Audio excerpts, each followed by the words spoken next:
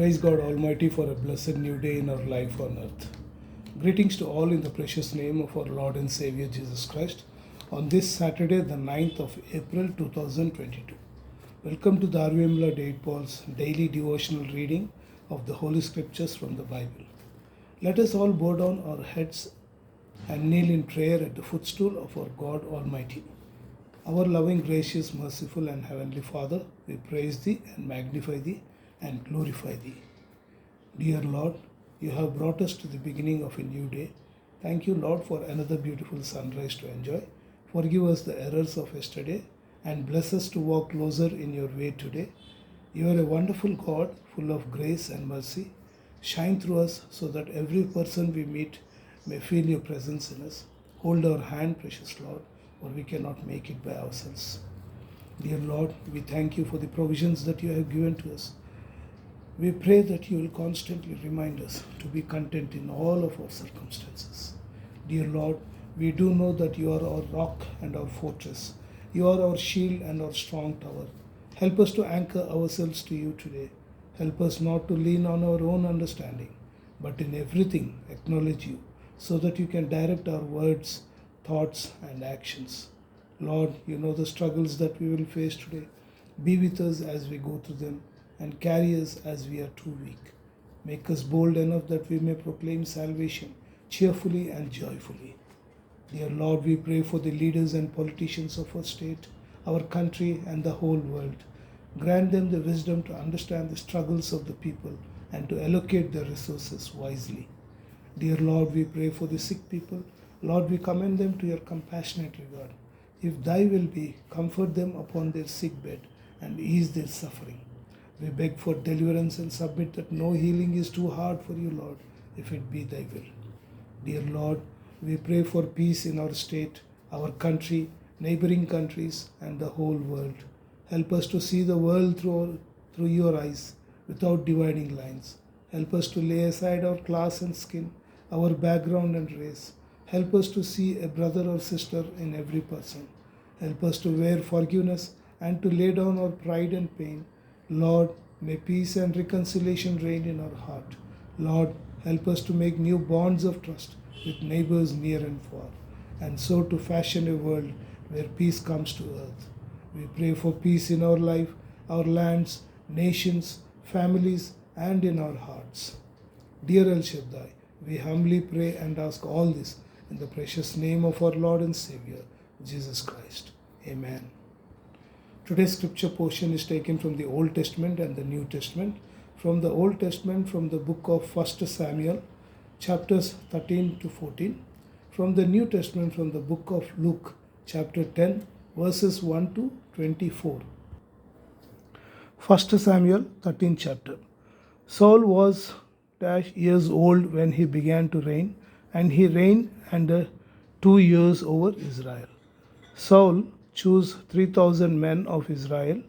2,000 were with Saul in Michmash and the hill country of Bethel, and 1,000 were with Jonathan in Gibeah of Benjamin. The rest of the people he sent home, every man to his tent.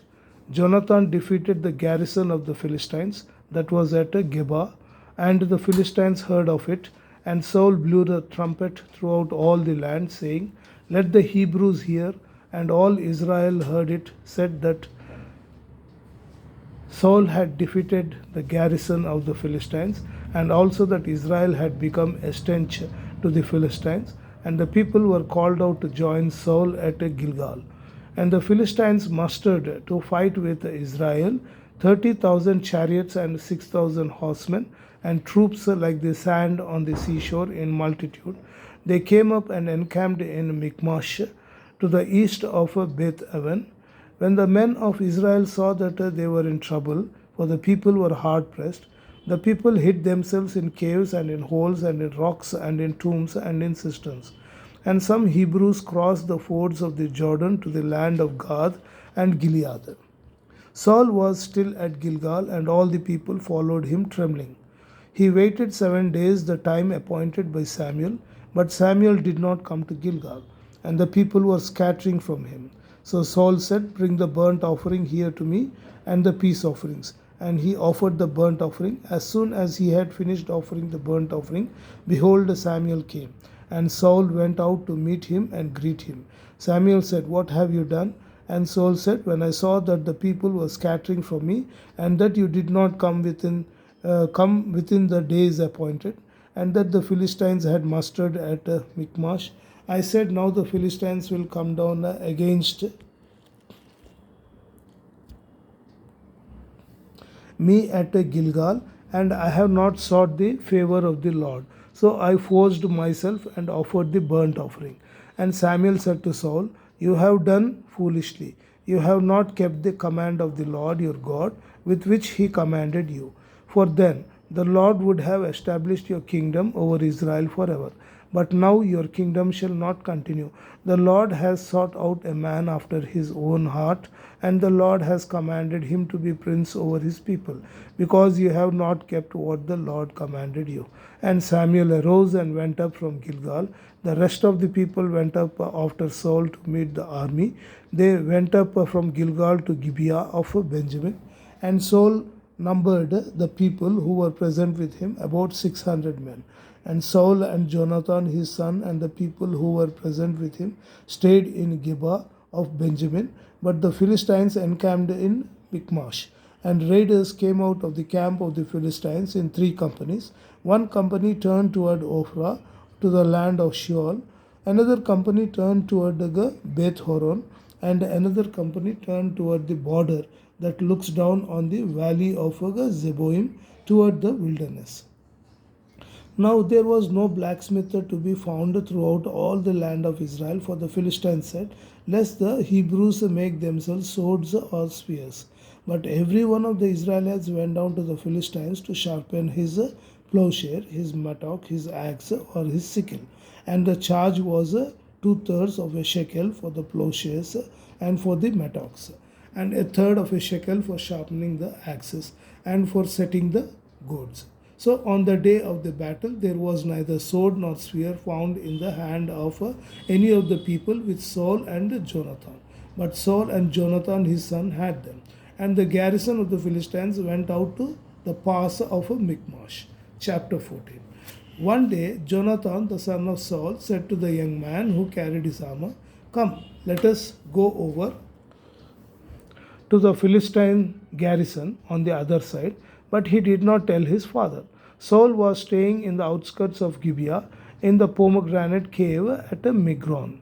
The people who were with him were about 600 men, including Ahijah the son of Ahitub, Ichabod's brother, son of Phinehas, son of Eli, the priest of the Lord in Shiloh, wearing an ephod. And the people did not know that Jonathan had gone. Within the passes by which Jonathan sought to go over to the Philistine garrison, there was a rocky crag on the one side of a rocky crag on the other side. The name of one was Bozez, and the name of the other Sene. The one crag rose on the north in front of Michmash, and the other on the south in front of Gibeah. Jonathan said to the young man who carried his armor, Come, let us go over to the garrison of these uncircumcised.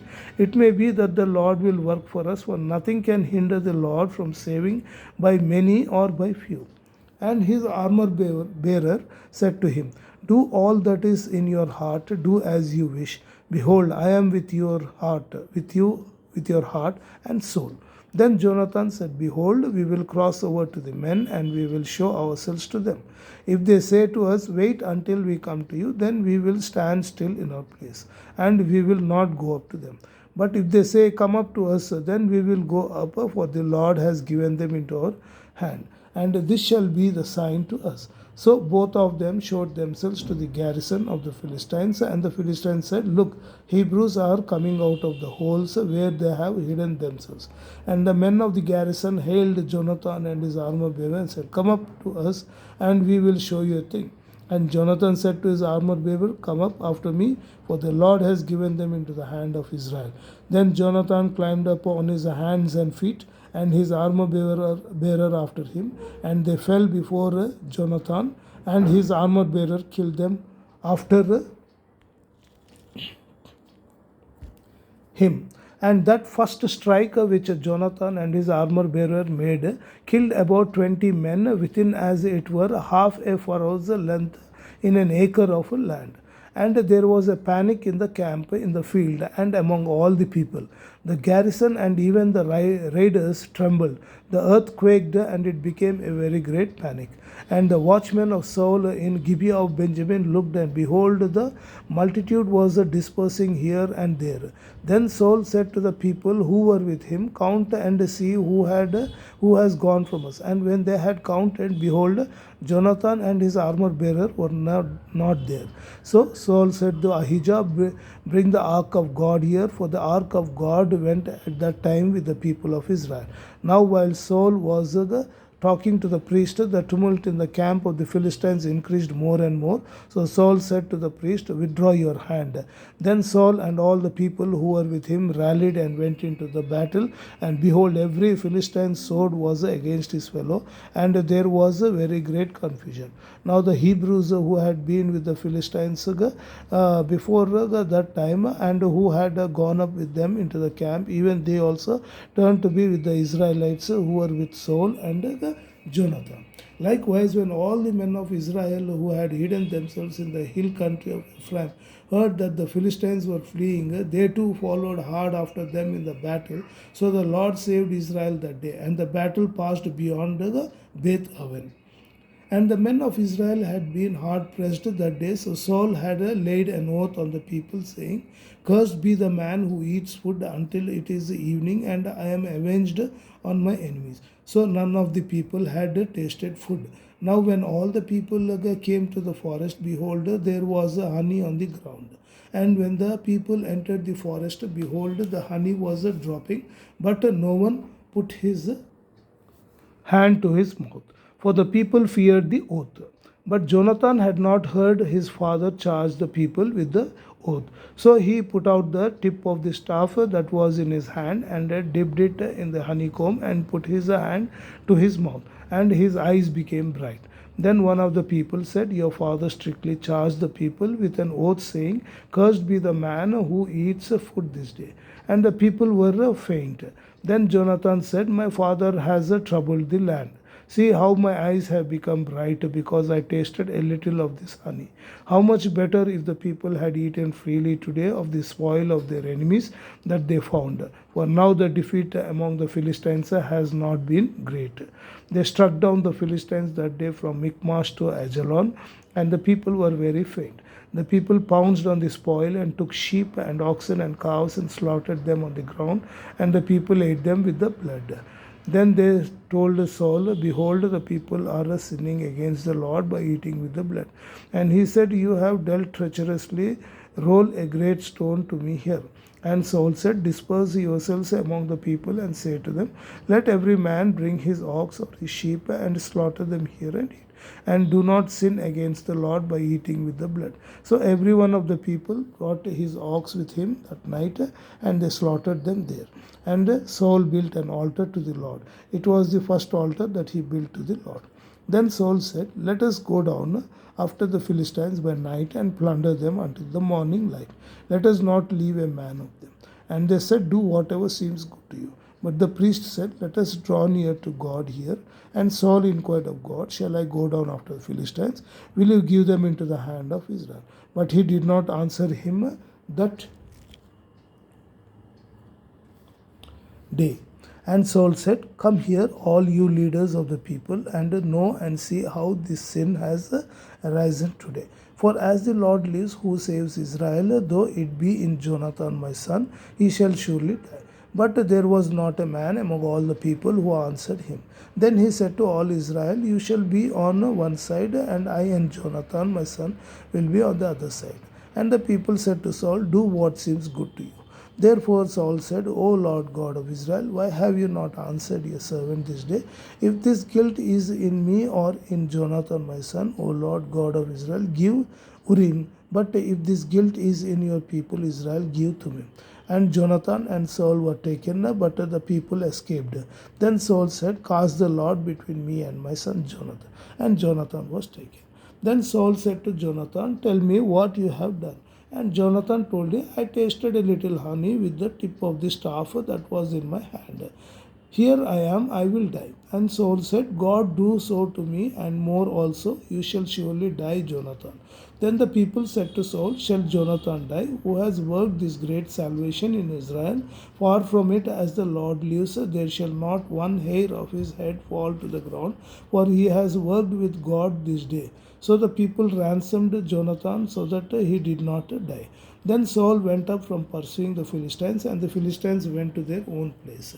When Saul had taken the kingship over Israel, he fought against all his enemies on every side, against Moab, against the Ammonites, against Edom, against the kings of Zobah, and against the Philistines. Wherever he turned, he routed them. And he did valiantly and struck the Amalekites and delivered Israel out of the hands of those who plundered them. Now the sons of Saul were Jonathan, Ishvi, and Malchishua. And the names of his two daughters were these. The name of the firstborn was Merab, and the name of the younger Michal. And the name of Saul's wife was Ahinoam, the daughter of Ahimaaz, and the name of the commander of his army was Abner, the son of Ner, Saul's uncle. Kish was the father of Saul, and Ner, the father of Abner, was the son of Abiel.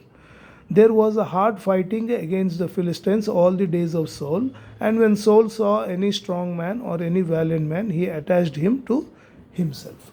May God Almighty bless each and every one of us through this holy word. Luke chapter 10, verses 1 to 24. After this, the Lord appointed 72 others and sent them on ahead of him, two by two, into every town and place where he himself was about to go. And he said to them, the harvest is plentiful, but the laborers are few. Therefore, pray earnestly to the Lord of the harvest to send out laborers into his harvest. Go your way, behold, I am sending you out as lambs in the midst of wolves.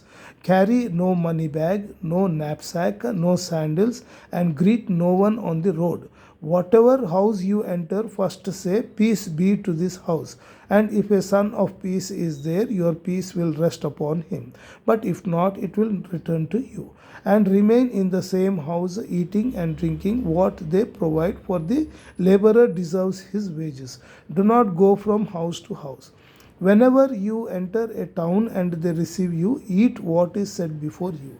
Heal the sick in it and say to them, the kingdom of God has come near to you. But whenever you enter a town and they do not receive you, go into its streets and say, even the dust of your town that clings to our feet, we wipe off against you. Nevertheless, know this, that the kingdom of God has come near. I tell you, it will be more bearable on that day for Sodom than for that town. Woe to you, Chorazin! Woe to you, Bethsaida!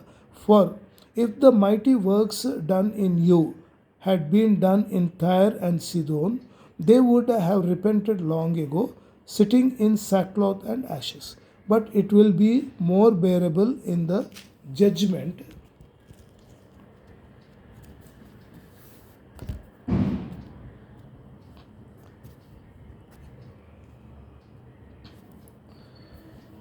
For Tyre and Sidon than for you.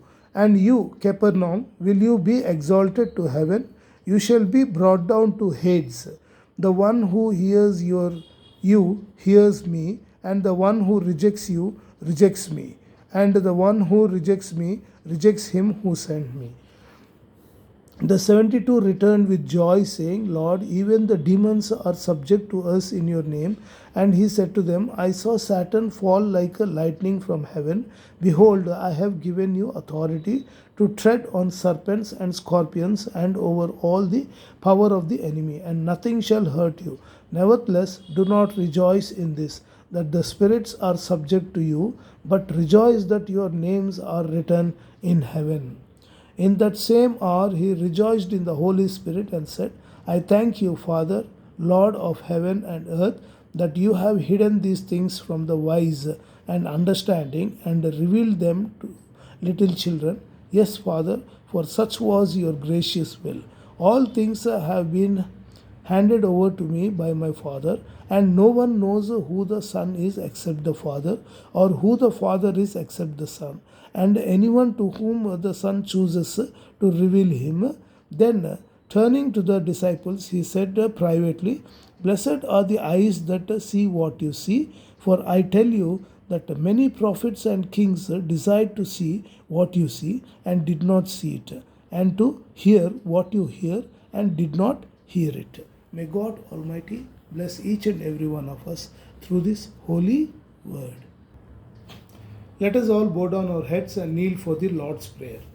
Our Father who art in heaven, hallowed be thy name. Thy kingdom come, thy will be done on earth as it is in heaven. Give us this day our daily bread, and forgive us our trespasses as we forgive those who trespass against us. And lead us not into temptation, but deliver us from evil.